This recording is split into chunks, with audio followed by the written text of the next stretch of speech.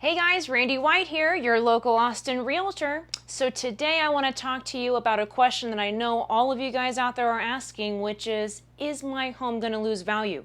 Now, I did a video last month, my Austin housing crash report, and I explained to you guys why I do not feel like your home is going to lose value. But it is still the #1 searched video today. People cannot seem to let go of this fear. Completely understandable. And there's a ton of other videos coming out there from other researchers saying that it is here to crash. So I went back, I looked through some more of my data, watched some more videos, and I have some more information to give to you, my viewers. I'm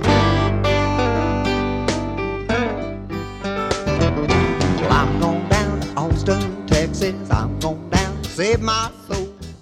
So this is a slide from CoreLogic showing year-over-year appreciation, and as you can see, back in January and February, we had 10% appreciation. And the same thing was actually there last year with 10% appreciation. So as we continue this cycle and this appreciation amount just piles up on top of each other, it's a valid concern that people have of how much is too much appreciation? So when we're looking at a housing bubble, we really got to make sure and take a look at what are those lenders up to? What do the loans look like that are being administered to people out there right now? Are they still super risky like they were in 2005?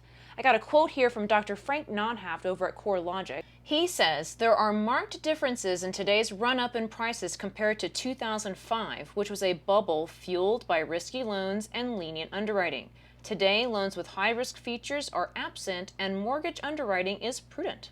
All right, so the Fed just came out and said that mortgage origination with a credit score of 620 or less when compared between 2006 and last year looks like so. Back in 2006, $374 billion was originated in the U.S. with a credit score of 620.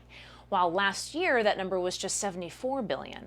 So what that tells us is that those that are buying are much more qualified and have much better credit than what we were seeing back in the housing crisis. But I got more. Coming out of Harvard's most recent State of the Nation's housing report, they say this. These outsized increases have raised concerns that a home price bubble is emerging. However, conditions today are quite different than in the early 2000s, and particularly in terms of credit availability.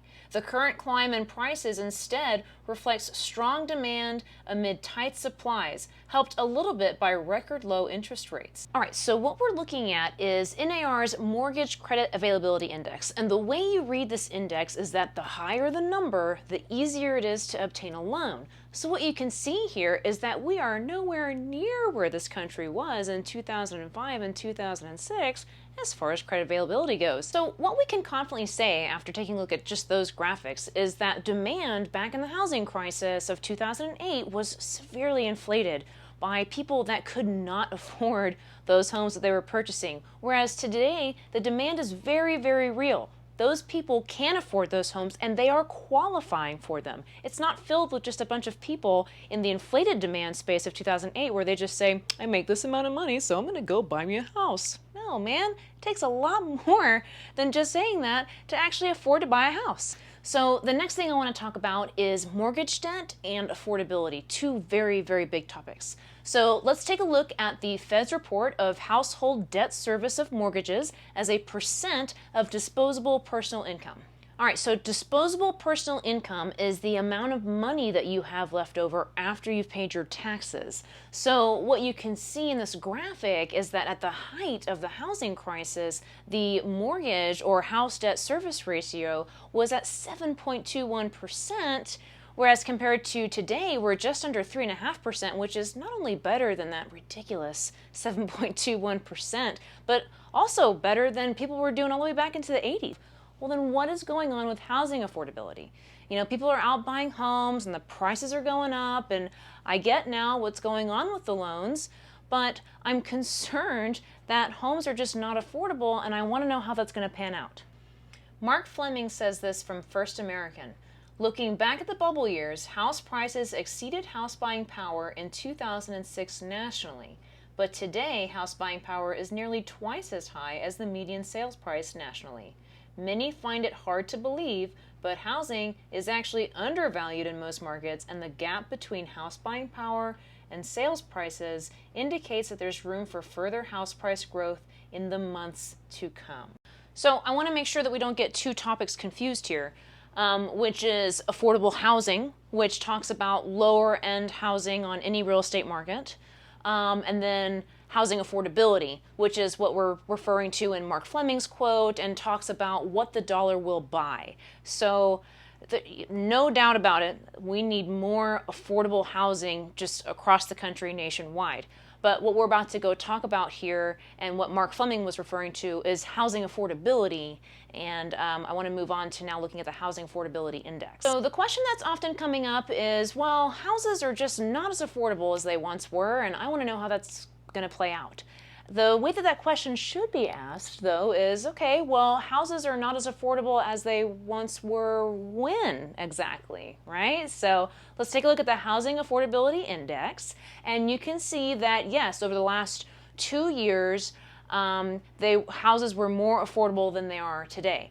But you can also see that in 2018, actually, the homes are more affordable today. And then if you go well before the housing crisis, there's a whole span of years there where houses are more affordable today than they were back then. So you can see in our next graphic from NAR, starting in January going on through May, that we are having a steady decrease of affordability.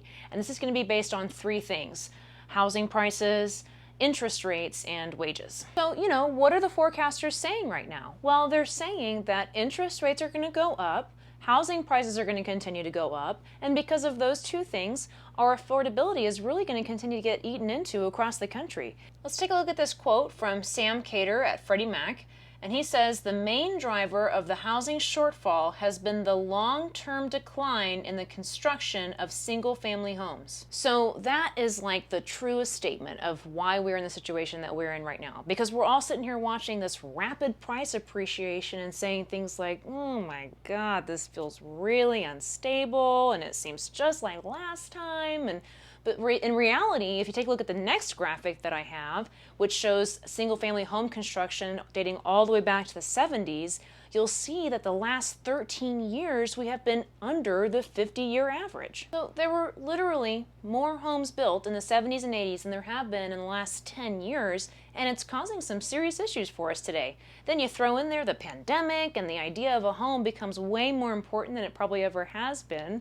And then the interest rates drop and everybody wants to buy a house. And we just simply cannot keep up with the population growth in this country, and it has fueled a spike in all of our home prices. So in my last video about the Austin housing crash, I did sort of indicate that possibly we're at the front end of a turn, and so I wanted to kind of dive into that a little bit and give you some perspective by reviewing the second quarter relative to the buyer activity in the market. All right, so let's take a look at the NAR Buyers Traffic Report. So this is a map from April 2021, and you can see that this darker blue color, which is labeled for very strong buyer traffic, is just completely sweeping the nation, right? So I'm like pulling my hair out as a buyer's agent at this time, just totally nuts.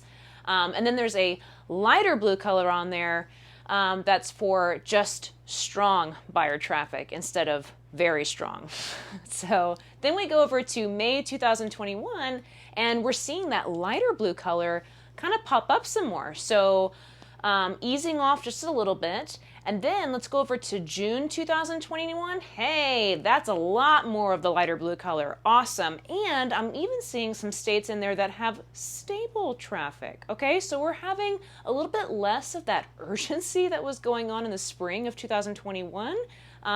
Very nice pressure release. So let's talk about those rising home prices. We've got FHFA saying that we have a year-over-year appreciation of 18%. CoreLogic is showing 15.4%, and Case-Shiller is showing 16.6%. I mean, you can't make this stuff up. Buyers are looking at that and thinking like, this sucks. I don't even want to be here anymore. I can't keep up with that. I give up, and that's called buyer fatigue. And so just a little note to my sellers out there, or any potential sellers that are considering putting their home on the market, that you're thinking thoughts of, oh, the market's been nuts, so I can price it for kind of whatever I want and probably get it. It's not quite like that anymore. The buyers are starting to dwindle. We do seem to be on the front end of a turn. And so we want to have a little bit more of a pricing strategy in place to make sure that you get the maximum exposure when your home is on the market. And so I kind of want to tie all this into our thoughts at the front of the video with one last quote from Lawrenciana NAR. At a broad level, home prices are in no danger of decline due to tight inventory conditions, but I do expect prices to appreciate at a slower pace by the end of the year. Ideally, the costs for a home would rise roughly in line with income growth, which is likely to happen in 2022 as more listings and new construction become available. So, in summation of my video here, is your home going to lose value? No. There is no forecast out there that is indicating a price decline, but we are going to definitely see a slow in the appreciation coming on to the second half of this year. So I want you guys to think of it kind of like this. You're in your car and you're flying down the highway at 90, 95 miles per hour because your favorite song is on, the freeway is open, let's go, right? But then up there you see a cop parked with his little gun, and so you press on the brakes, woo, down to like 70, 65, and you're feeling like you're crawling like a turtle, suddenly. But honestly, what you're doing is the speed limit.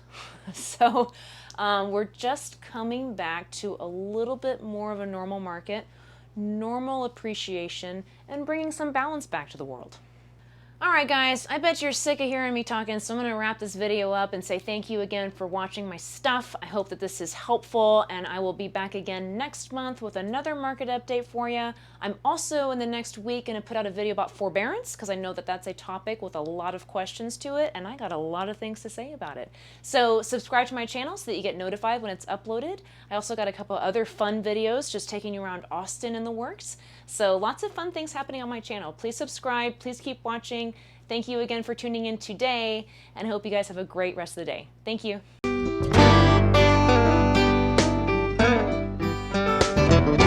I'm going down to Austin, Texas. I'm going down to save my soul.